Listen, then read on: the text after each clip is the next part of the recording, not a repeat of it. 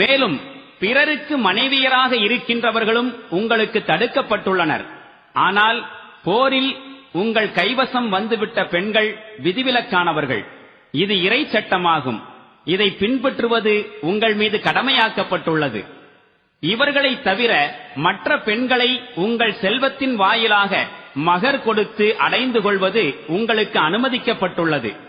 ஆனால் இந்த நிபந்தனையுடன், திருமண வரையறைக்குள் நீங்கள் அவர்களை கொண்டு வந்துவிட வேண்டும். அவ்வாறு செய்யாமல் அவர்களுடன் நீங்கள் தகாத உறவில் ஈடுபடக்கூடாது.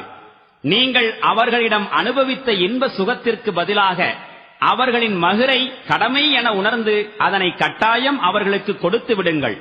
ஆயினும் மகரை நிர்ணயம் செய்த பின்பு ஒருவருக்கொருவர் மன நிறைவோடு நீங்கள் ஏதேனும் உடன்பாடு செய்து கொண்டால் உங்கள் மீது தவறேதும் இல்லை. நிச்சயமாக அல்லாஹ் நன்கறிபவனாகவும் நுண்ணறிவாளனாகவும் இருக்கின்றான்.